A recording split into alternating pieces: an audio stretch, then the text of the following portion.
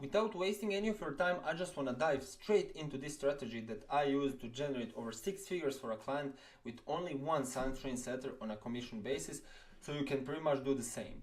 And I generally think that you can do it even easier because there are few things that I want to cover before I actually dive into these 3 simple steps that we've made to actually make it possible for us. First thing that I wanted to point out is that it was a B2C offer. This was a B2C offer. Second of all, it wasn't anywhere near a high ticket offer. So now imagine how many actually people we managed to convert with these 3 simple steps. And the third one is that it was completely inbound. So now if you're in B2B space, charging high ticket, you could be even making like $500,000 a month, because we made over 100K with this one with literally low ticket offer. But now when it comes to sources of traffic that we were getting, there are a few of those that come to my mind. First one is TikTok. Second one is YouTube, just long form stuff, group call recordings or whatever. And third one is after some time, after we developed our client delivery system, we just got a bunch of these word of the mouth guys, bunch of referrals. Some guys made their success inside the program. They told their friends about us, and we just converted them into one of our new students inside. But when it comes to actually converting all those people, there are 3 simple things that we made.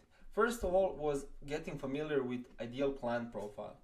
Second of all is fix our messaging, so our warming process is as genuine as possible. And third one is daily reports channel. I'm gonna explain every single one of these in a second.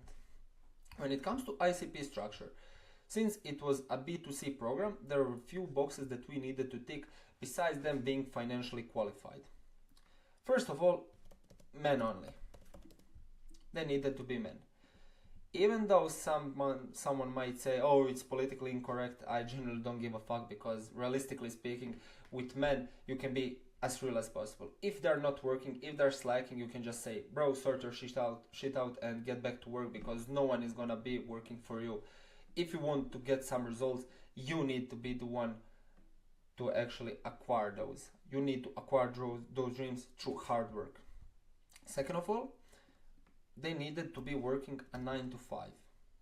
They need to be working a 9 to 5 because the promise was that they will be quitting their 9 to 5 within a certain time frame if they obviously grind it all out.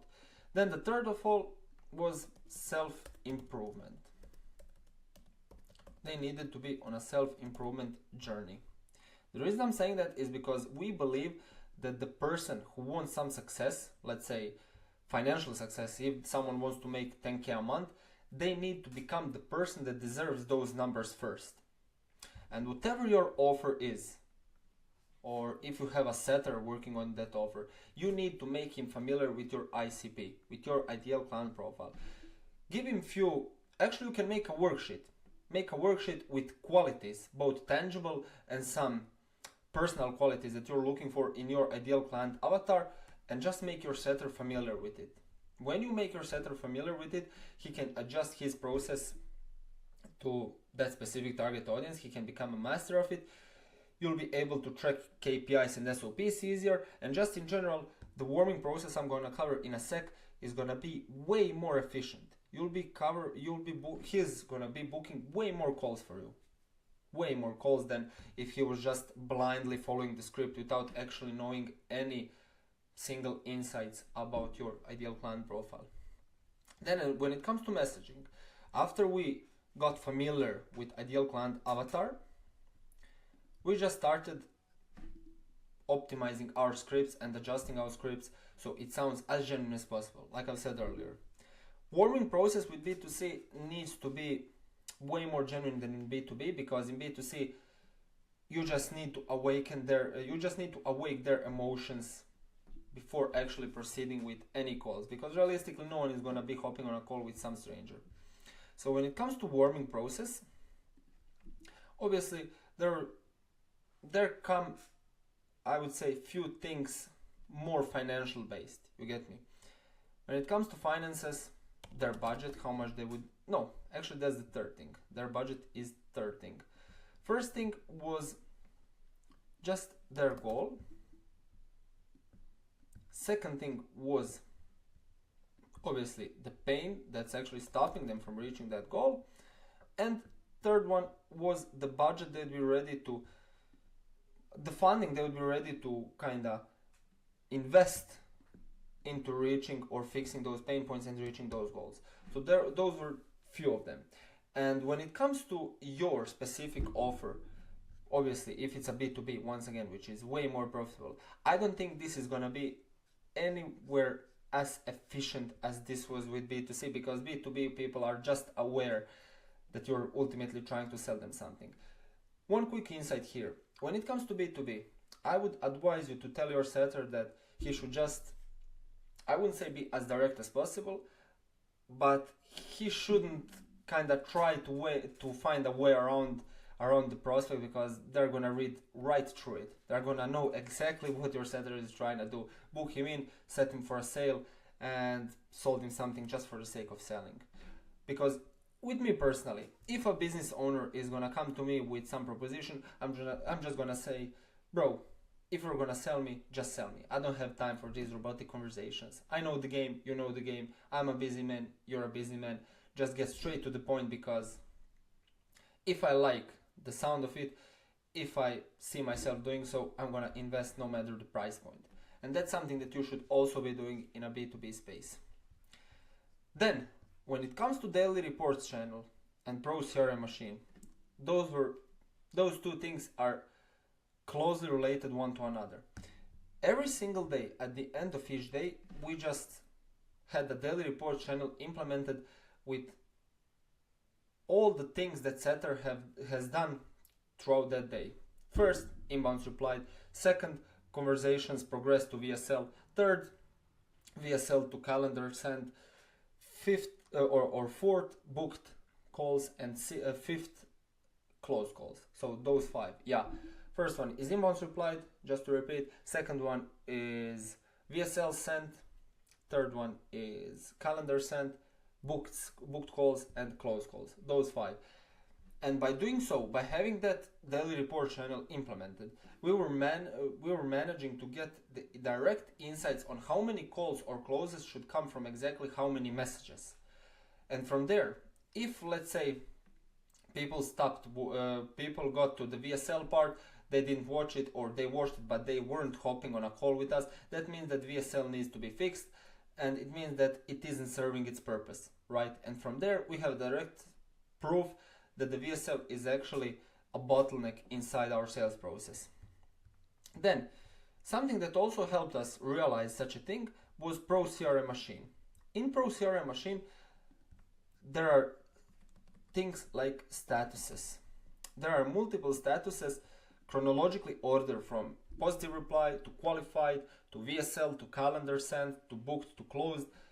And based on every one of these statuses, we just had to mark a certain lead as a calendar sent status, and he would automatically get transferred to the completely different sheet where Pro CRM Machine would literally on autopilot just sort them all out based on their status. So if you have hundreds of VSL sent, all of them would be at the same sheet. Then there was one extra thing, such as touch points. Touch points is a section inside Pro CRM Machine that SunStream Setter was using, and obviously he's still utilizing it. So before every call that he books, let's say call is today at 5 p.m., he would just fill out this touch point section so the business owner can read it for himself and tailor his entire closing call around those touch points. We know that every lead is different, and we know that every single lead, whether it's B2B or B2C, has its own goals, has its own situation in life, and based on these touch points, that's exactly how you actually tailor your approach based on his specific situation in life. We know that everyone is just getting tired of these salesmen trying to sell something just for the sake of selling something, and in order to stand out from all of them, in order to stand out from 99.9% of all these other salesmen, we need to utilize these kinds of things, because they will completely resonate with us. They'll resonate with us completely, and from there we can just propose a solution or propose our program, product, or whatever you're hosting. And third thing, inside Pros CRM machine was just a follow-up date. So follow-up date. When it comes to follow-ups, we know how important it is to actually follow up with people every now and then. Grant Cardone actually once said that he has been following up with businesses for 17 years, and he said that he still hasn't closed them yet. And the key here is yet. He's still hoping that he's at some point gonna close them. People buy from people they know, like, and trust. And even though you didn't manage to land the deal at that first initial call, just add a follow-up, and once the follow-up date is due, just obviously follow up with the person. And please don't go about following up with people with something like, hey bro, just following up, just trying to see how you're doing on your end. That's a complete bullshit. Find something relevant, find something that's actually in trend, I would say, with your guy. If he's been posting a bunch of reels on some specific topic, just tell something about that, say something about that, and actually have the reason to follow up with someone. Following up with people without any reason at all, is just gonna leave you unseen, and you're gonna crush all the relationships that you managed to build so far with them.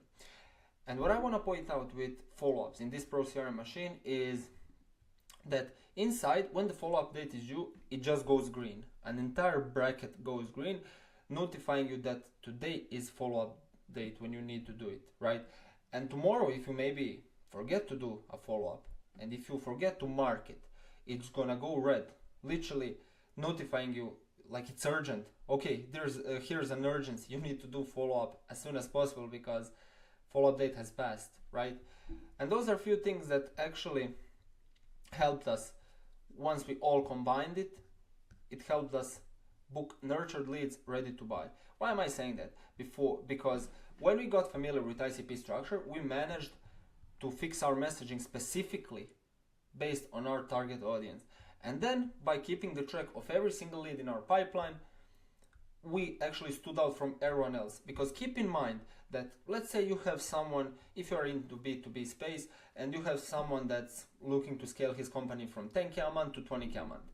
You better believe that you're not the only person he's talking to, because he's literally shopping around. He's trying to find the best possible solution for himself.